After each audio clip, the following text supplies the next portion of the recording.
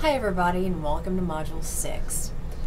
I'm going to slide this checklist over here. My printer won't work because they updated everybody's computers in the College of Ed last week, and so now my printer doesn't work. But I do encourage you to print your copy of the Module 6 checklist. Okay, so there's a lot of stuff in this checklist, and I know that a lot of you, or several of you at least, are going to freak out when you see it. But I need you to calm down and understand that not everything in here will apply to you. Not everything needs to be worried about by you. So what you need to do is print this checklist out, read through it, and mark out those things you've done, mark out the things that don't apply to you. For example, if you're not a speech-language pathology major, then you don't do that section. I know you're familiar with that, but for example, where's another example? Some of you chose the alternative digital movie assignment, the Voices from the Field assignment, where you interviewed somebody practicing in schools about technology in schools. Well, not everybody's going to do that, so you can mark that out immediately. A lot of you have already taken the quizzes over the NETS-T, the National Educational Technology Standards for Teachers, and the Georgia Technology Plan. If you've already done that, mark it out. So, you know, don't worry too much. But at the same time, I recognize there's a lot in here. I want to talk to you quickly about the change I made to the group at 3. I did send out a message earlier today where you can read a little bit about it there too. So I'm going to try not to repeat myself too much. But what I did was I removed the component of the group at 3 assignment, the most stressful component, the one where you and your group mates were going to actually revise and improve the plan that you selected. I completely removed that. So you can skip all the way to the last piece that you were going to do anyway, which is you go to your group's main page and go to the discussion board that's attached to the top and respond to the prompt that I've posted up there. I've posted a number of questions about the plan. I want you to be thinking about that plan that you guys selected. Think about how you would have improved it, how you would have incorporated technology, give a reason for it, and there's a couple other little questions in there.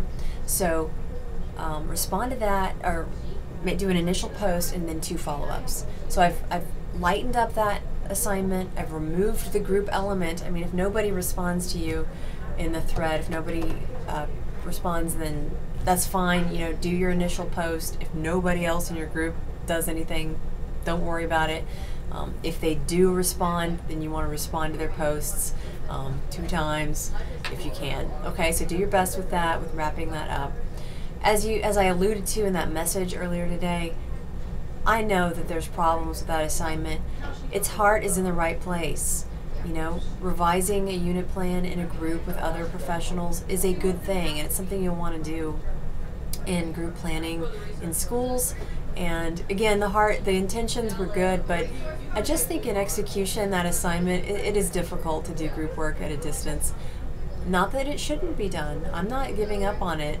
I work on another project in a graduate class where we do an amazing group project where we have the graduate students in the instructional technology program. They actually are reviewing courses, online courses that have been created by teachers in a blended middle school in Henry County and also an online high school. And they're actually reviewing real teacher content, real things that teachers in Henry County schools have created, and they're giving them feedback. And these students love this assignment. They get stressed out about the group aspect of it. It's hard to manage other people's deadlines and work together. I think that you undergraduate folks, I think you get a little more stressed out by it, and maybe I need to step up and give more supports in some way, but so far I haven't really mastered it, and so I've just decided, given that we only have 3 weeks left, let's lighten that up, let's remove the group piece, and let's make sure that you are able to finish up the semester with the things that, you know, we need to get done.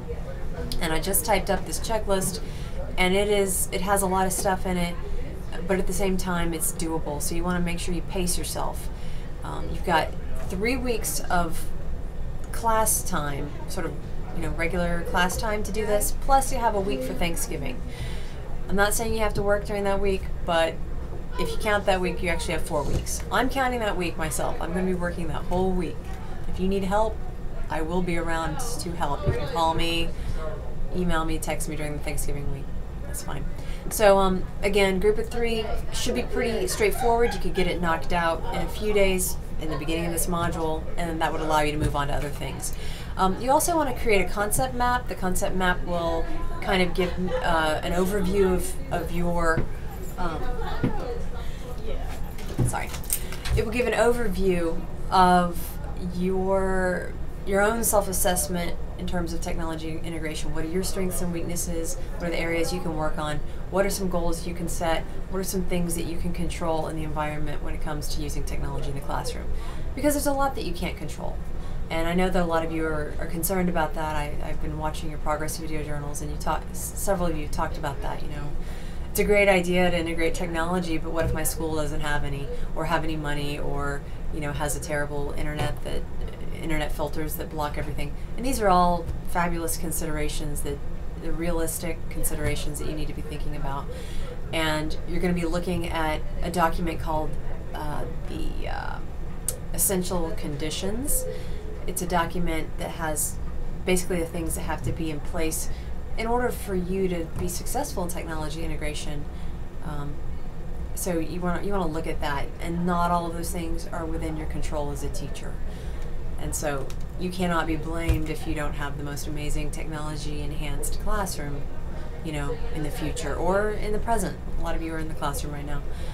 You can't be entirely blamed, even though society might want to blame you because you are a teacher and you have a target on your back. So just realistically look at those conditions, and think about the things that you could control or at least influence. And so that concept map kind of gives you a big picture of you in this world of technology integration. Where do you fit in, and what is the environment like? And then the last big assignment that you're going to do is the final portfolio. Now guess what that is? Well, that's that wiki that you've been working on all semester long, and it's at least halfway there. If you've been doing all your work all semester long, it's more than halfway done. I mean, maybe we could say it's even 85% done. All you have to do now is upload that concept map. You want to reflect on most of the assignments that you've done, not all of them, and just make sure, just read through the things that I'm going to grade you on for the final portfolio, and you're going to find that you've pretty much finished that. So that is an assignment that you want to do. Throughout the semester, you've had 2 quizzes available to you, one on the NETS-T and one on the Georgia Technology Plan, and they're still there. If you go to the home page of the course, they're in there in that Q2 bucket. It says Q2, and it's a learning module. And if you haven't done them yet, go for it. They're not designed to take a whole lot of time. You want to read those National Educational Technology Standards for Teachers and then take the quiz. You get 2 attempts. Don't assume that if you do attempt number 2 that the questions are ordered in the same way. Several people have assumed that they could just take it the second time and input the same answers to the things they got right, and then they get like a 1 or a 0. Because I did have it randomize those answers. So read carefully both times you take each quiz. What else? Voices from the field. You guys are still doing your interviews. A lot of you, if you chose the digital movie option where you interview somebody in schools, make sure you turn that in. The Oops Dropbox. This semester I was just really, I don't know. I kind of was really accommodating in terms of people turning things in late. I didn't really take off 20% if you turned it in the cutoff period. Sorry, mind is going blank here. So a lot of you probably aren't going to need to use the Oops Dropbox, and you do get some extra credit if you don't use it. So if you don't need it to turn in a single assignment for full credit late, then just submit it, and then I will give you some extra credit for that. Hang on a second. Are you outside? Okay, hang on. Let me call you back. Yes, bye. Sorry. My husband is very demanding when it gets to be lunchtime. He wants me to go down to the parking lot immediately. Okay, so Oops Dropbox, submit it if you don't need it. Finally, I really encourage you to do the progress video journal number 3. I know it's not worth a whole lot of points, and I shouldn't even suggest that to you, that you wouldn't do that, but I really hope that you'll do it. I want to hear I want to hear you in that last video. I want to see your face. I want to see you talking about how this class has gone for you, because there's nothing. It's so valuable for me to be able to see you speak. I really enjoy watching the progress video journals, and it takes me a long time, and I'm still going through the first two right now. What I've been doing is I've been watching them as a pair, and I think that's really cool to be able to see you kind of a snapshot here at this point in the course, and then maybe 3 weeks later, here's another snapshot, and to kind of compare them and watch them side by side. And while it's important for me to watch them during the semester so I can get that feedback during the semester, that's really kind of important. It's also beneficial to watch the three of them,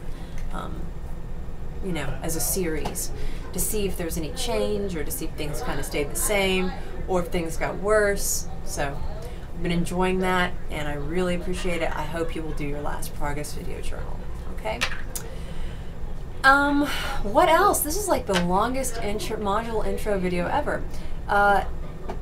You're going to have course evaluations. You're going to be invited to do a course evaluation in the next week or 2 or 3.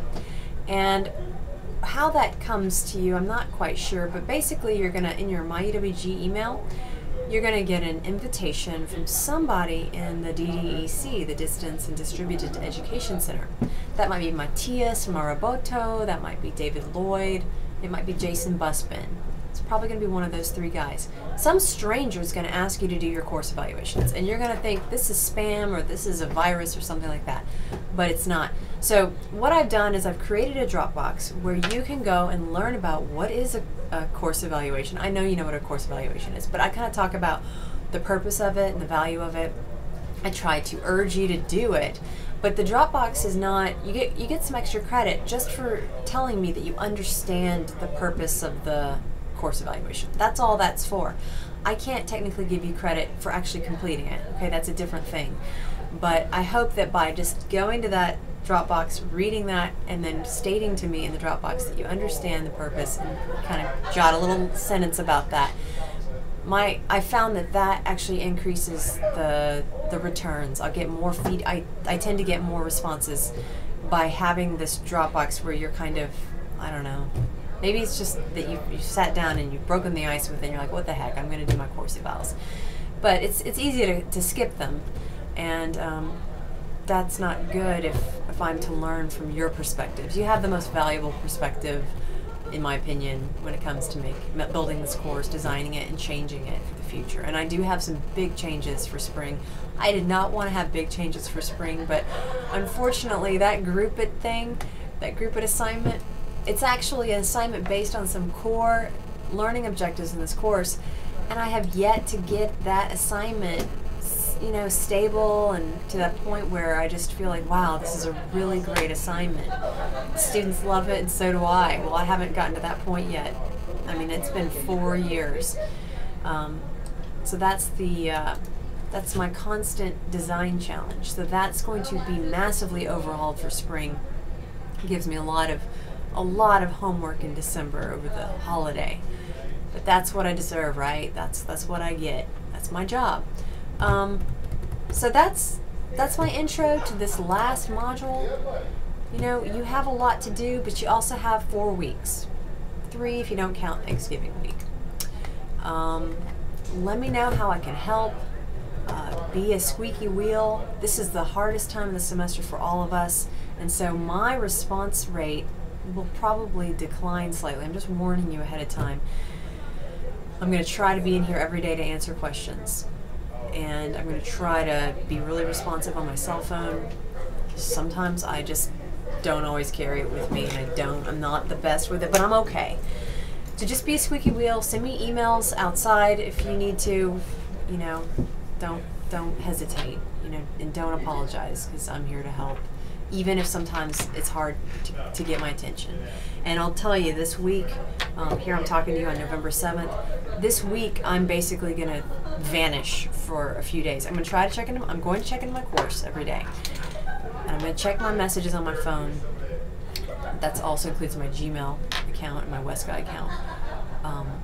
But I have a conference, so I'm going to drive to Jacksonville, Florida on Wednesday, and I won't be back till Sunday.